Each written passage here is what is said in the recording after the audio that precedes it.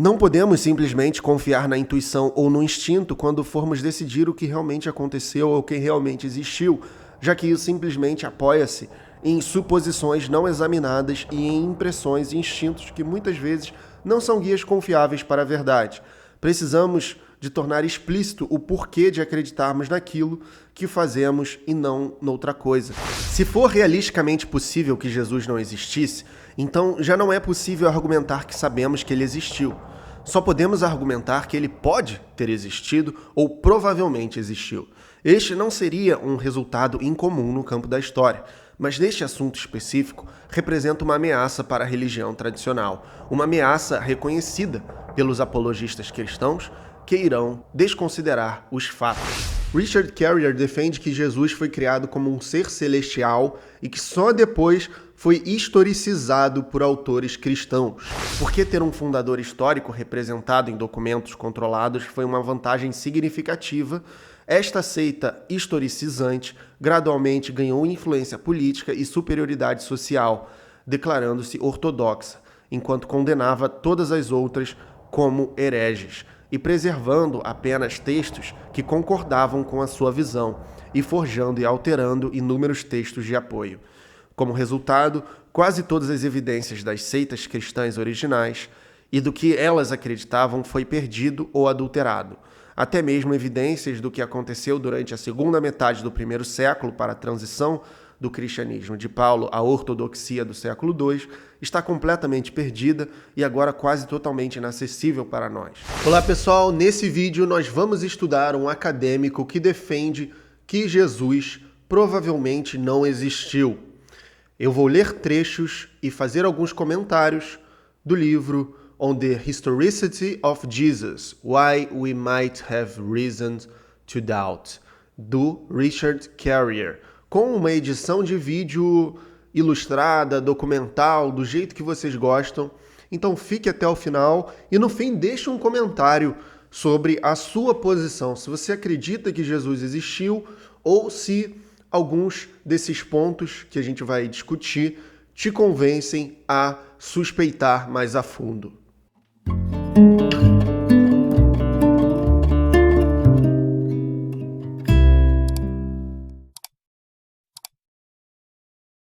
Richard Carrier é um historiador que defende que é mais provável que Jesus não tenha existido.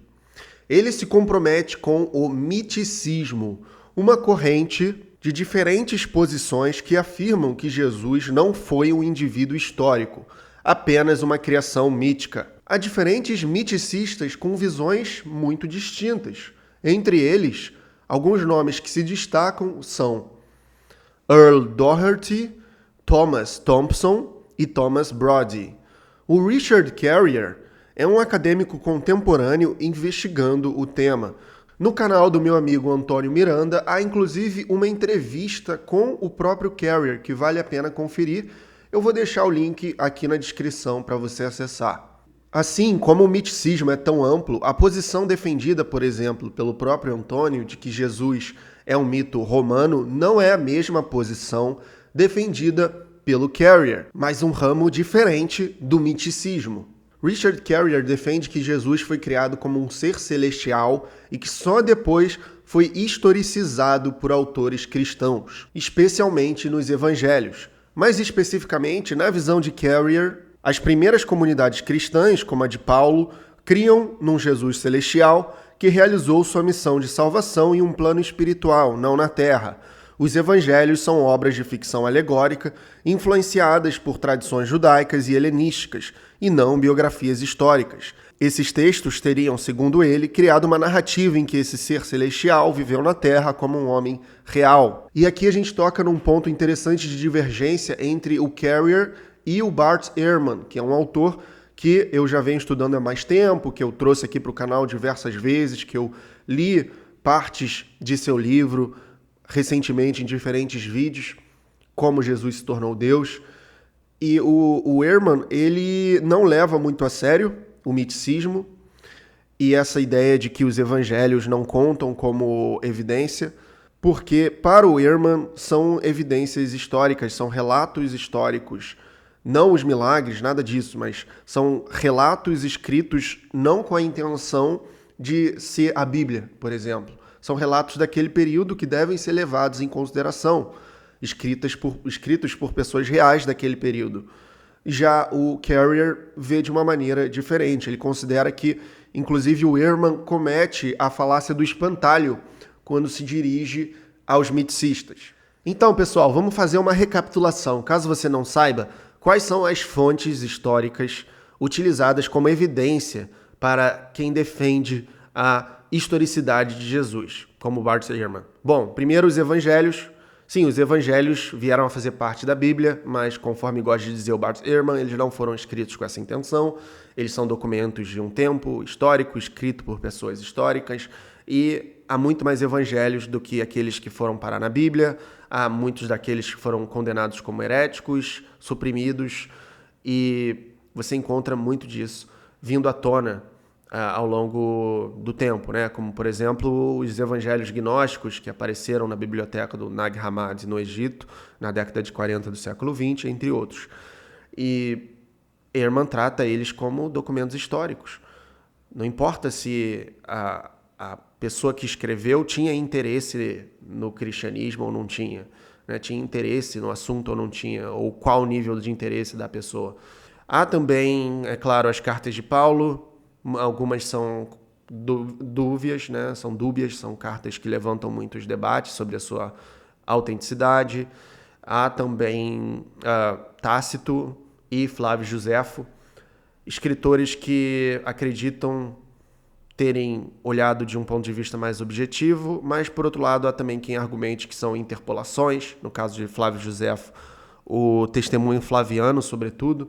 Há dois momentos ali na história dos hebreus, do Flávio Josefo, em que ele estaria se referindo a Jesus como, foi um líder importante e tal, de uma maneira muito au passant, assim, muito breve, mas miticistas argumentam que essas passagens foram forjadas, foram interpolações no texto de Josefo, que são diferentes em estilo, que são diferentes a como o Josefo teria escrito coisas desse tipo e como ele faz ao longo do resto do livro. Então, há essa dúvida, há essa incógnita e esse debate.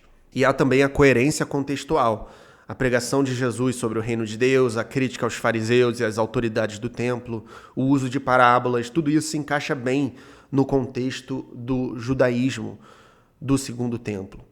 Jesus aparece como parte de um movimento profético, apocalíptico, típico do século I, o que dá plausibilidade histórica, e por isso que o Ehrman defende esse tipo de Jesus como um pregador apocalíptico, esse Jesus de Nazaré histórico que eu defendi também no meu livro.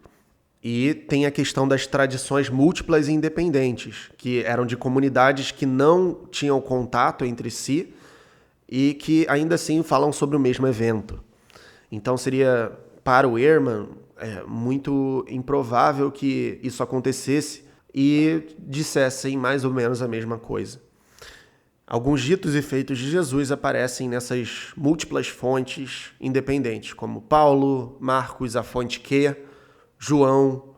João é o mais tardio, né? E pode, com certeza, né? Quase com certeza sofreu influência dos outros evangelhos, mas enfim. A presença dessas tradições em diferentes camadas da literatura cristã sugere que não foram todas inventadas.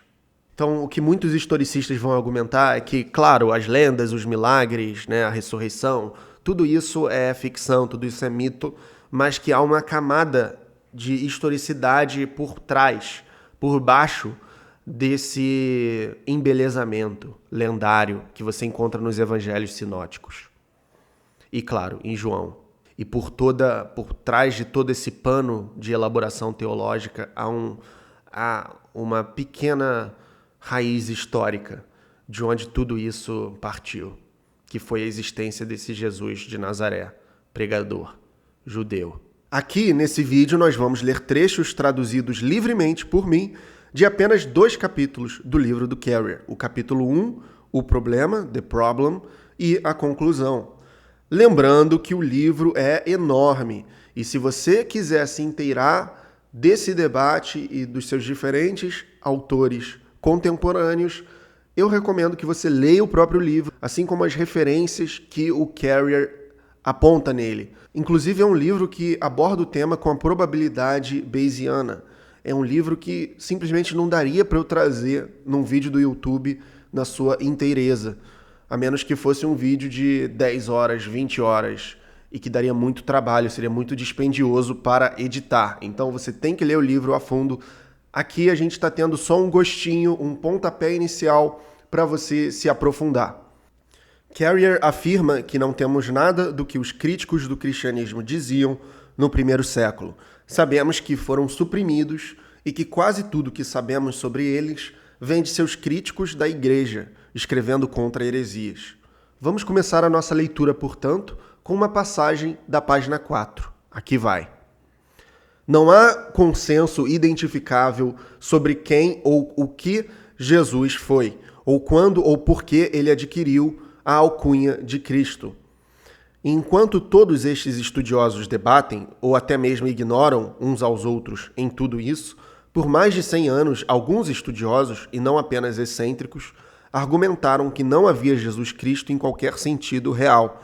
Eles mantêm que a religião cristã começou com a ideia de um homem mítico, não histórico. O Jesus histórico, na opinião deles, foi um desenvolvimento inteiramente lendário, eclipsando o mito original e nos deixando com a impressão equivocada de que deve haver um verdadeiro Jesus histórico que mais tarde foi conhecido como Cristo. Para quem não sabe, Cristo significa apenas o Messias. Nem era o sobrenome de Jesus de Nazaré. E Jesus era um nome muito comum nesse período. Yoshua seria a palavra apropriada em hebraico. Assim como existem inúmeras teorias de historicidade, também existem inúmeras teorias do mito de Jesus.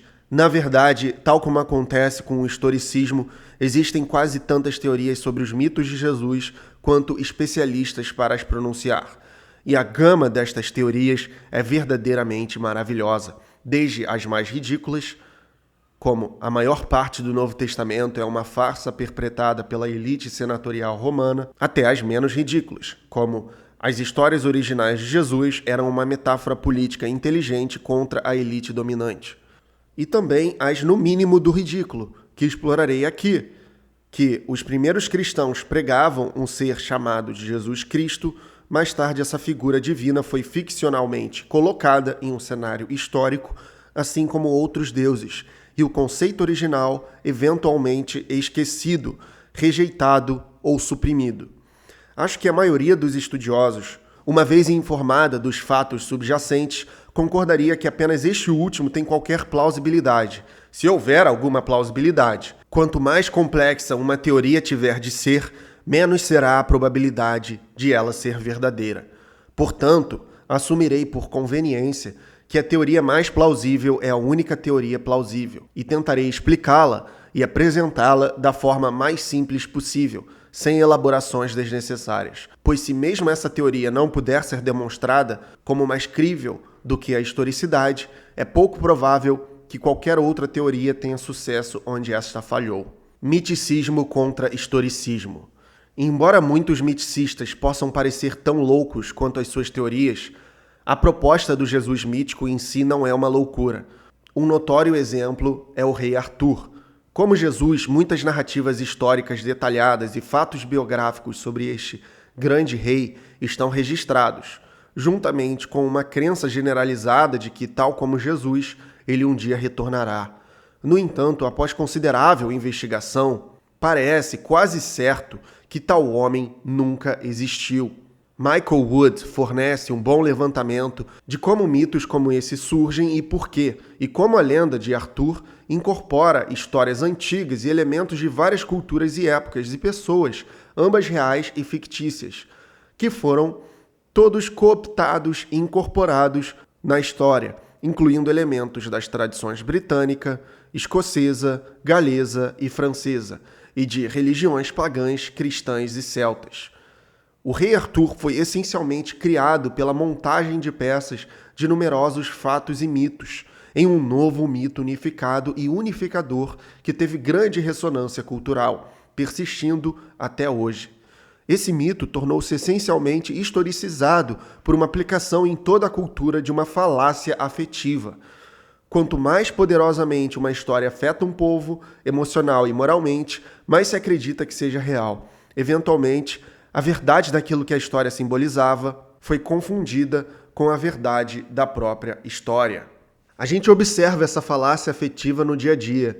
Quando você conversa com pessoas da religião cristã que não estão muito interessadas no debate sobre esse tema, você já vê uma certa atitude de que é ridículo duvidar da existência de Jesus, é ridículo achar que Jesus pode não ter sido uma pessoa concreta de carne e osso, porque elas estão inseridas em um mundo em que Jesus é colocado como um fato, é dito como um fato, inclusive como um fato de que ele é divino, e isso é muito ruim. É aquela história que remonta àquele jargão do nazista Joseph Goebbels, ministro da propaganda de Hitler. Uma mentira contada 1000 vezes se torna uma verdade. A lenda do rei Arthur vendeu um produto específico, uma Inglaterra unificada. Qualquer um que acreditasse profundamente nesse objetivo provavelmente acreditaria profundamente no rei Arthur. A mensagem e a história acabaram sendo consideradas a mesma coisa. O simbolismo tão poderoso e as paixões tão elevadas que negar uma era negar a outra. Da mesma forma, o mito de Ned Ludd alimentou um movimento de protesto, fornecendo um herói e uma missão para apoiar, novamente com o objetivo de gerar unidade. Na verdade, houve muitos movimentos separados que cooptaram a história de Ned Ludd, cada um à sua maneira, e uma história unificada sobre ele só evoluiu mais tarde.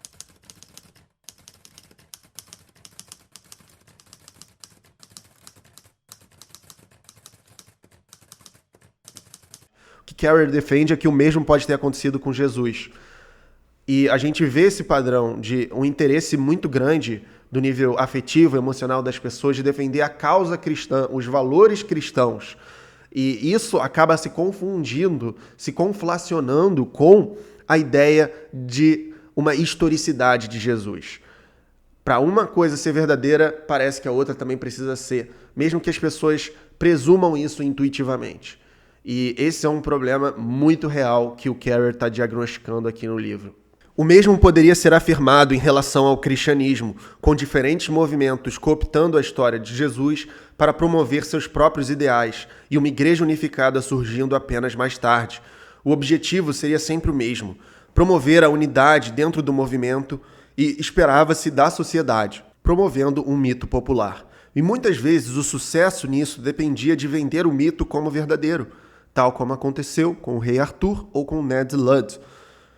O mesmo aconteceu com Jesus Cristo, porque negar a historicidade desses homens ou de suas histórias rapidamente se tornaria equivalente a negar a mensagem unificadora que suas histórias foram elaboradas e empregadas para vender. A promoção de sua historicidade também tornou mais fácil efetuar a reforma moral, atribuindo autoridade para essa reforma a uma pessoa histórica, porque um homem inventado geralmente não era considerado capaz de ter qualquer autoridade moral. Mesmo nos estudos bíblicos, não há nada de novo ou de louco nesta ideia. Os patriarcas são agora seguramente considerados não históricos e, portanto, inteiramente míticos.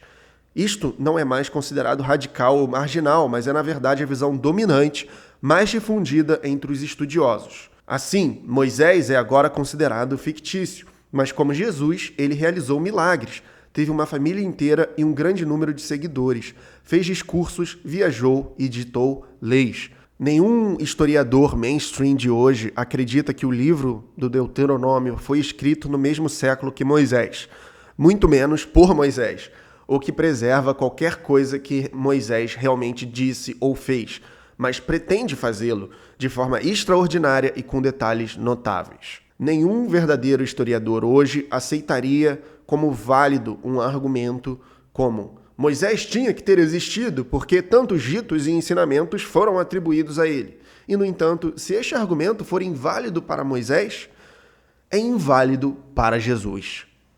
Da mesma forma, é agora a opinião dominante que o livro de Daniel foi escrito no 2º século antes da Era Comum e é uma ficção completa, representando as elaboradas aventuras e discursos do profeta Daniel do século VI antes da Era Comum, como se fosse um fato. Os historiadores duvidam até mesmo da existência de Daniel.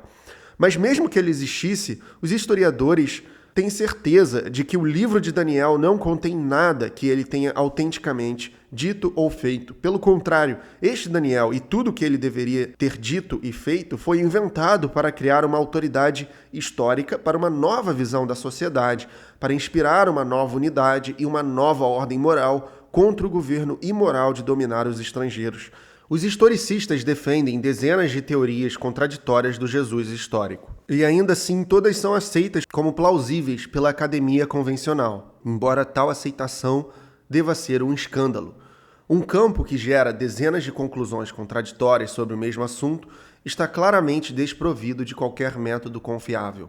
Mas a mesma falha atinge todos os miticistas, cuja comunidade é igualmente atormentada por dezenas de teorias completamente contraditórias sobre o mito de Jesus. Se tal estado é um escândalo para a historicidade, e deveria ser, é igualmente um escândalo para o miticismo.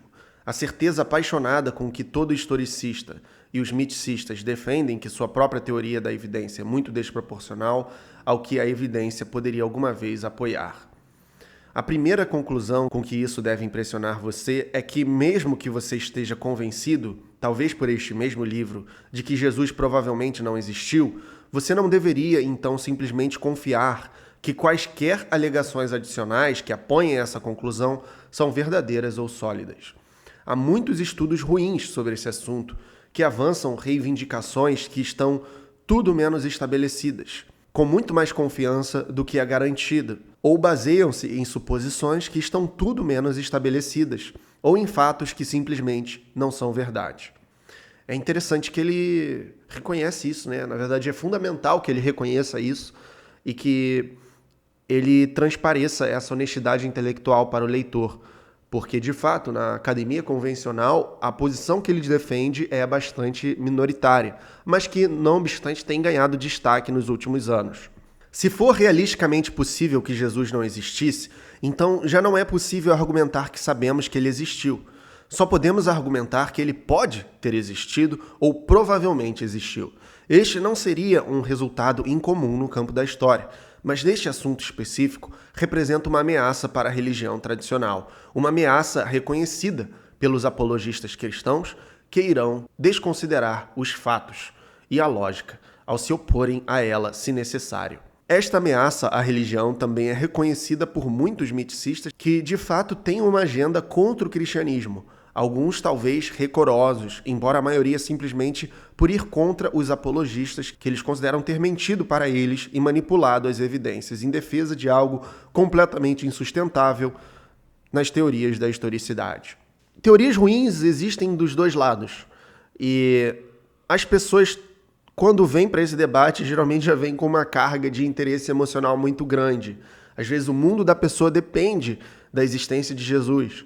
Às vezes toda a liberdade e emancipação da igreja que uma pessoa até ateísta adquiriu depende de acreditar individualmente que tudo aquilo foi uma invenção.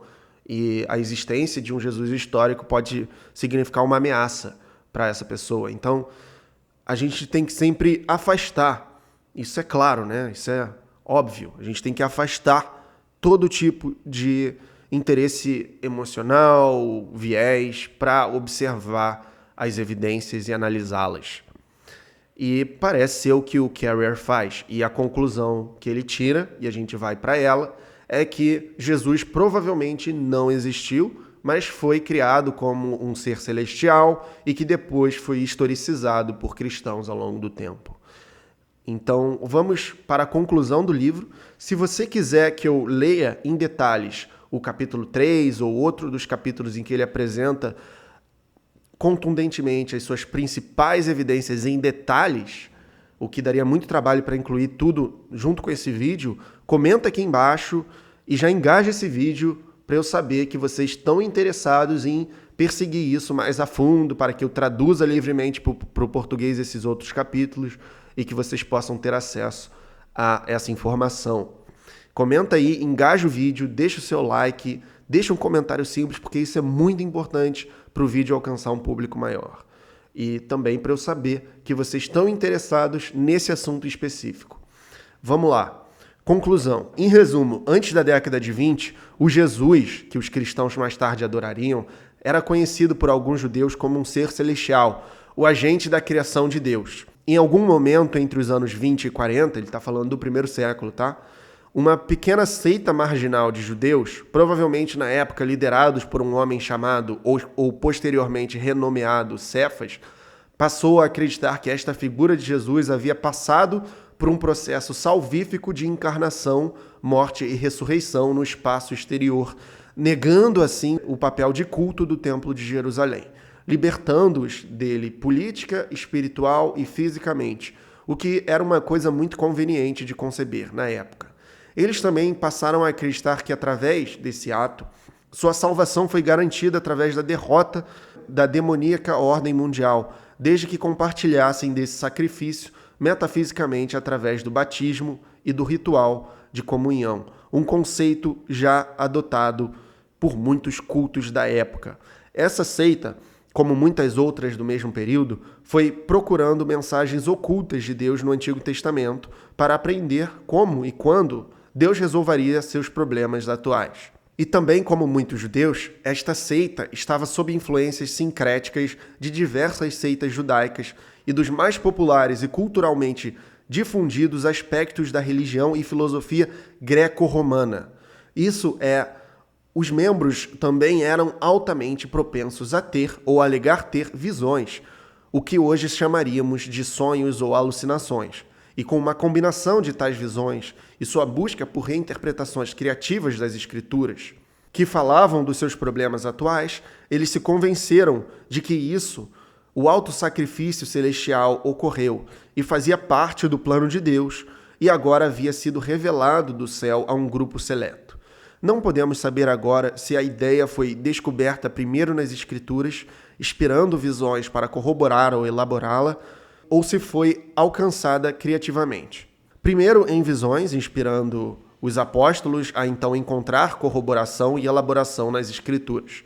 Poderia ter sido ambas, cada um o catalisador para o outro.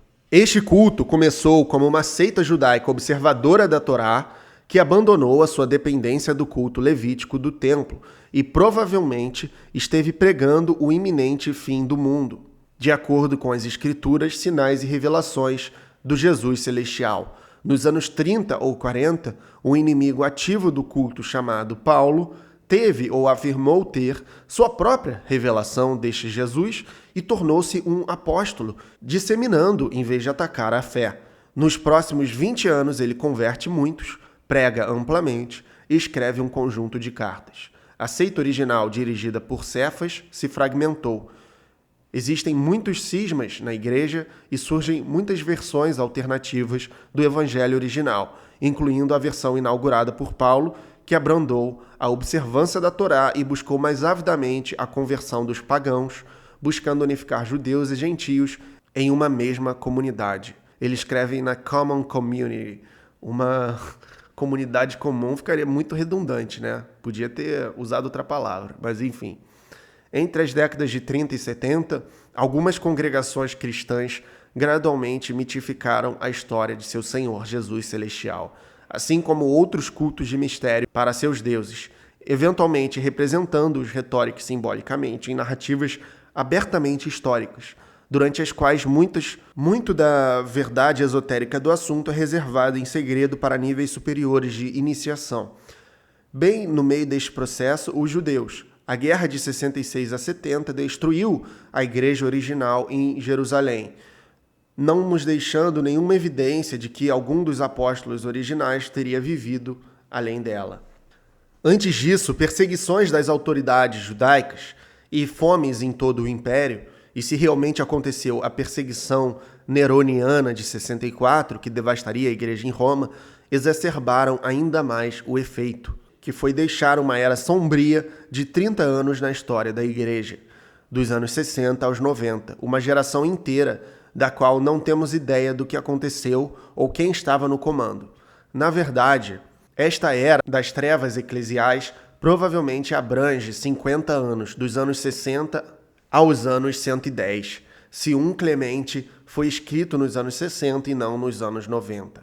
Então, não temos registro de nada acontecendo até Inácio ou Pápias, ambos os quais poderiam ter escrito bem depois da década de 110.